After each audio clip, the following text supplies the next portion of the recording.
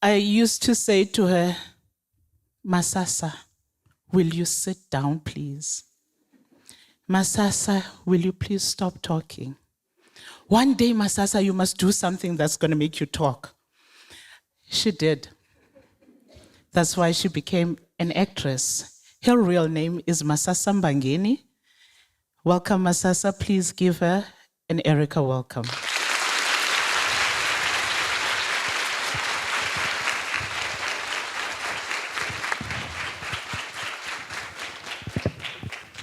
Good morning, girls.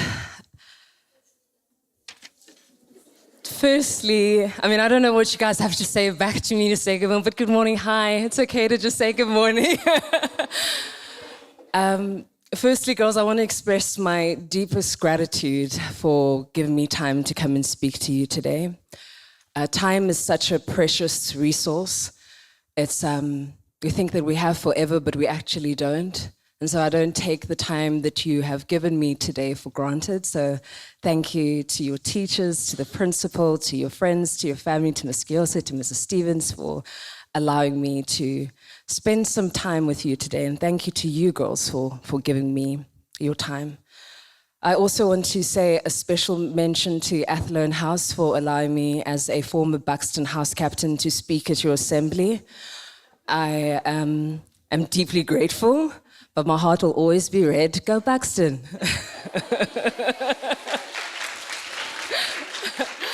But thank you so much for giving me time to speak with you today. It has been a very long time since I was here. 25 years to be exact. And yeah, I know.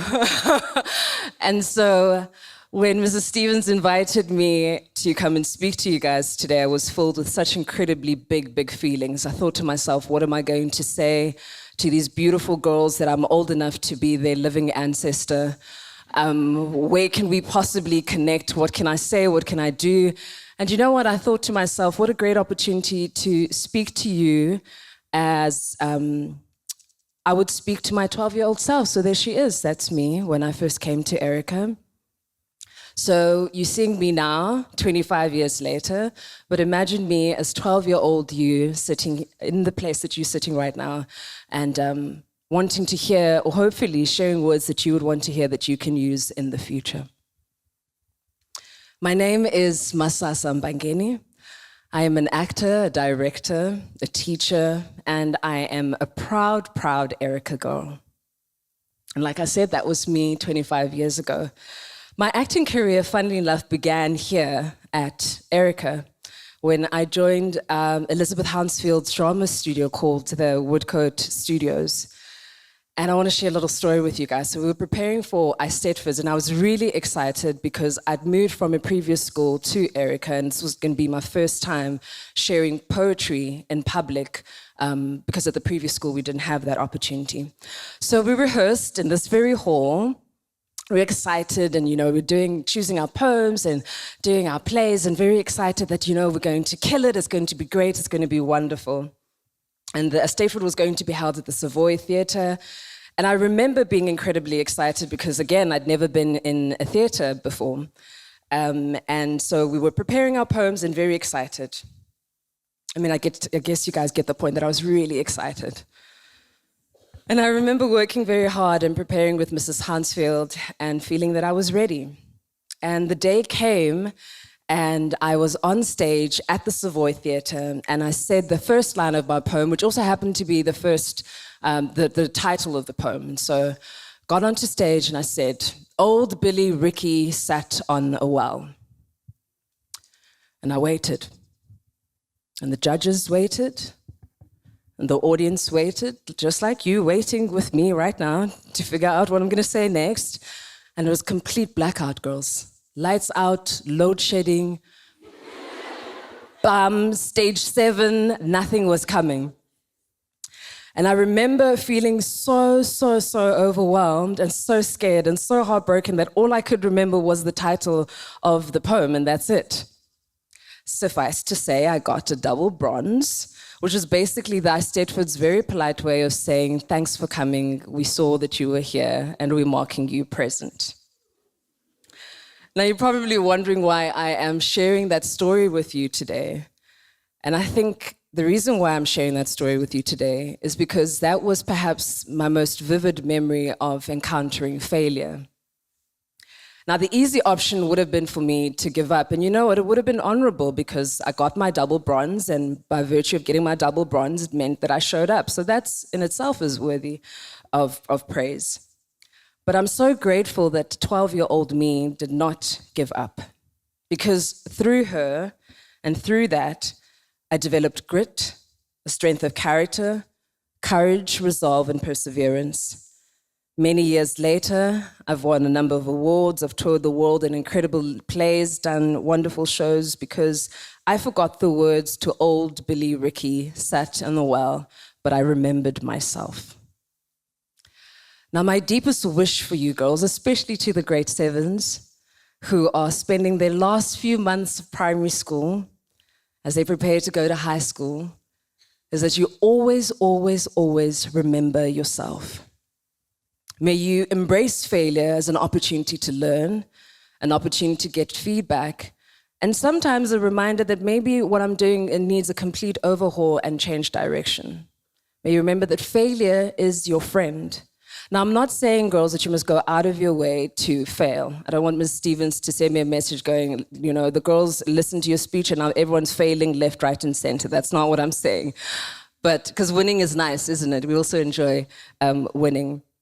But what I am saying is that if you remember who you are, you remember your values, your beauty, your unique light, then whether you're winning or losing is irrelevant really, because every experience is an opportunity for you to grow and to be more of who you are. And we need you, girls, in this world. All parts of you, even the parts of you that you compare to your girlfriends and you find less than. We need you. Beautiful you, confused you, excited you, silly you, smart you. We need all of you and all of it. Because girls, if we don't actively make an effort to know ourselves, in isiXhosa we say ukuzazi, and affirm our worth, then we'll find ourselves in spaces that are going to tell us who we are, right? They're going to tell us that we must be smaller, be quieter, dim our lights because we're too bright, that we're unusual looking and we're undeserving of love and to be less. And what a tragedy that would be if awuzazi, you don't know yourself and you don't listen and you end up listening to the voices outside instead of listening to the voice within, and you believe such people. So we need your unique medicine in the world to heal the world. I read something quite incredible that I'd like to share with you, and I quote, "Sometimes you have to remind yourself that you are something special, that you cannot be replaced. Your heart, your mind, your energy, your care, it can't be replicated by anyone. The universe is a better place for having you in it. Who you are makes a difference to the world." End quote. And if we see ourselves in this way, then we give others an opportunity to see themselves this way. And we start to learn that we can love and respect others regardless of their race, regardless of their money, regardless of their status in society. So in closing, girls, I'd like you to remind you to uzazi, to know thyself, to remember that every part of you is important and deeply loved and matters, and to go out there and conquer the world. And as I close, I'd like to share with you an affirmation, and if, with your permission, I'd like you to join me in sharing this affirmation that my teacher, Waruna Siane, got from her teacher, Mark Fleischman, that I'm now passing on to you, that when you guys come here 25 years later, you'll hopefully pass on to the next generation of Erica girls.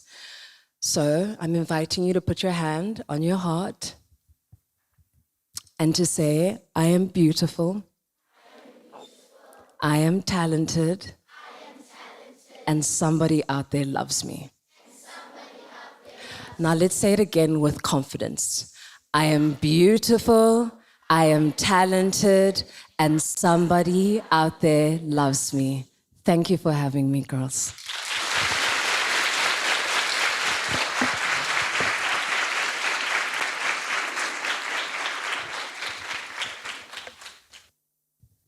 Thank you, Ms. Bangeni. What a privilege it is to have such an opportunity to learn from a strong woman like you. Please accept this gift from us. Thank you so much. Can I hug you?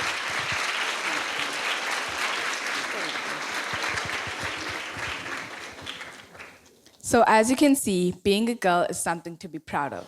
We are strong, creative, and compassionate, and we can change the world with our ideas and our hearts.